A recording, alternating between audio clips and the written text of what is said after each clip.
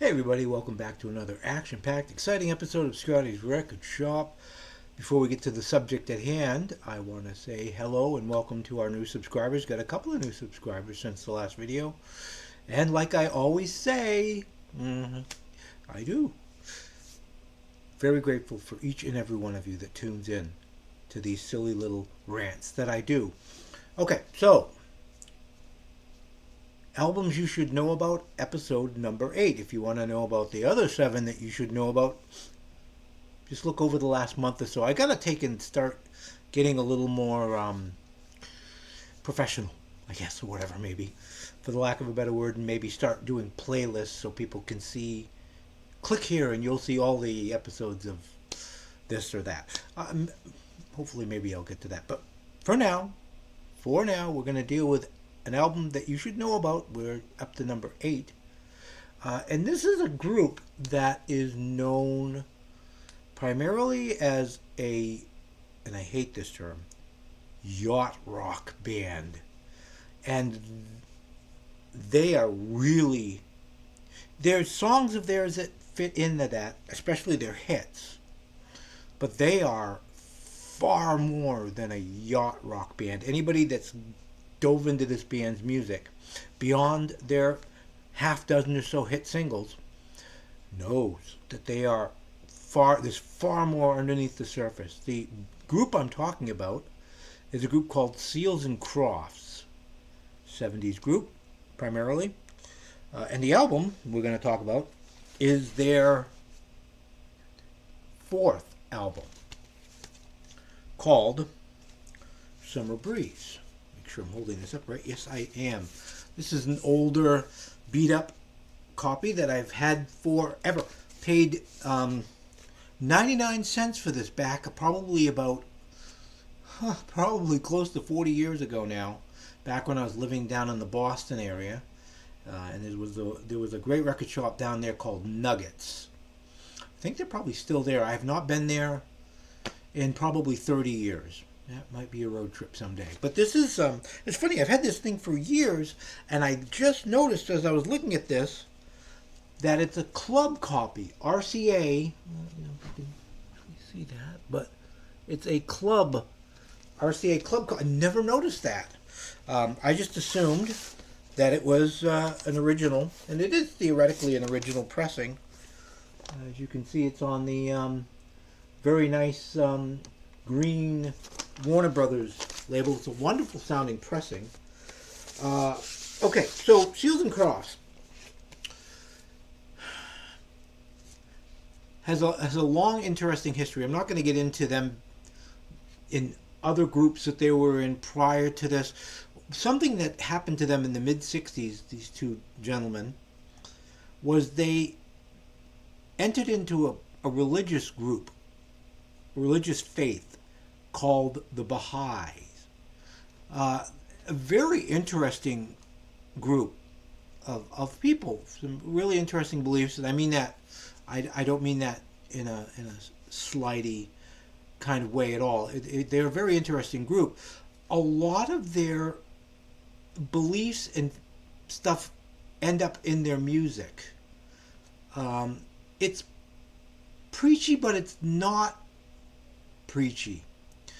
One of the hits, this is obviously Summer Breeze, that was the big hit. That's the yacht rock hits, you hear on yacht rock radio. But another song on here, Hummingbird, very, very spiritual song. The hummingbird is a very sacred bird to the Baha'i faith.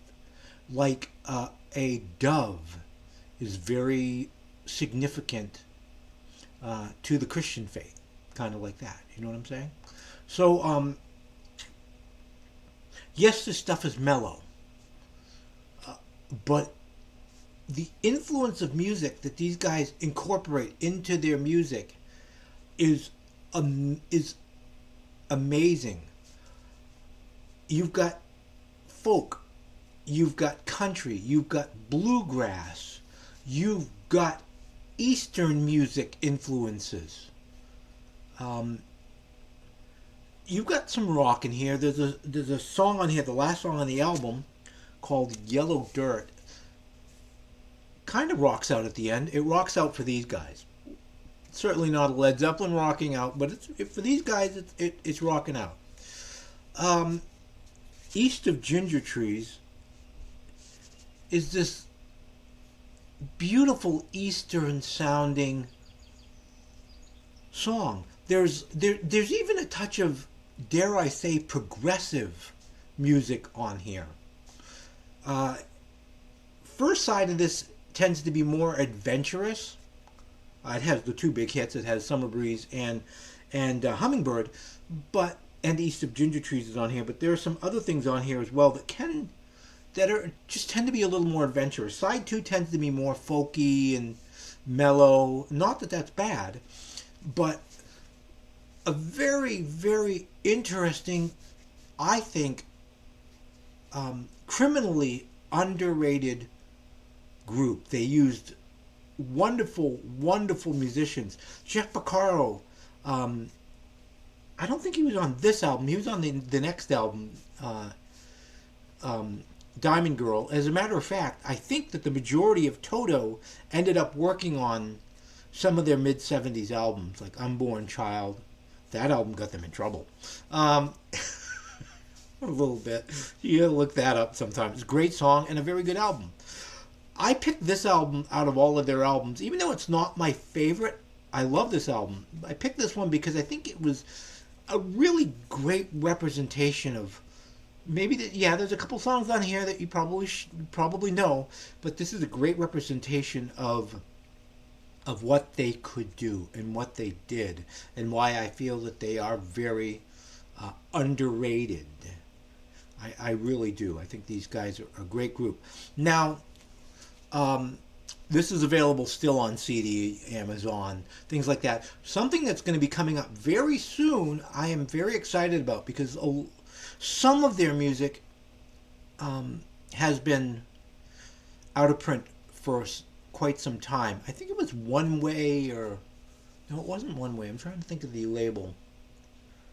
In the 90s, issued all their albums, and now some of those CDs, some of these CDs are going for like 150, 200 bucks. Because you know why? Because people dig this stuff. If you haven't heard, you just don't know. Um, but a record label, and I mentioned this in the last video, Cherry Red Records, is going to be reissuing. They've called this Gold and Rainbows. Gold and Rainbows. It's a 5 CD set featuring 10 of the 12 albums that they issued in their career from 1969 to well, this goes to 1978, but their last album was actually in 1980, which was a very good album. I wish that was included in the set. Most of their stuff, now out of that, there's I believe 3 albums that are really out of print and have been out of print. It's bugging me what that record label is that they were issued on in the late 90s, early 2000s. Anyway, 3 of the things are very hard to find. 3 of their albums, and like I said, there's 2 albums that are missing from that set. I'll try to forgive them. Seals and Crofts tends to, because, well, Jim Seals is gone now, but both of these guys, being Baha'is, they kind of don't, I shouldn't say they don't care about their music legacy, but they're not wrapped up in the music industry. It's like, let's reissue this again. Let's make some more money. They just don't care. They're just off on, well, like I said, Jim Seals is gone now, but Dash Croft is, I don't even know where he lives, just doing his thing. You know what I mean? So, and Warner Brothers hasn't done them any favors, to be honest with you. So I'm really glad that they licensed this to Cherry Red. CherryRedUK.com. This is really a pretty decently priced 5-disc set. I think you'll be able to get it. It's also available on Amazon as well. Amazon, that's actually where I got my copy from, or I'm getting it from. They're selling it for like $40 $40, $45 for 5 CDs. Not a bad deal at all. A little better than Bruce. Sorry about that. I had that little thing in my throat. Anyway, so if you've never heard this album, if you've never been beyond the hit singles, I strongly suggest, encourage you to check this album out. Okay, Seals and Crofts, Summer Breeze album you should know about. Okay, all right. If you like this insanity, this silliness, I would really greatly appreciate you right there, pressing like, subscribe, and share these videos with people. Let them know that I'm back. Been back for a couple months after a 9-year hiatus from YouTube, and I'm trying to make this thing grow into something really nice, for you guys. So, like, subscribe, share. Thank you again for watching the video, and until next time, everybody, peace and love.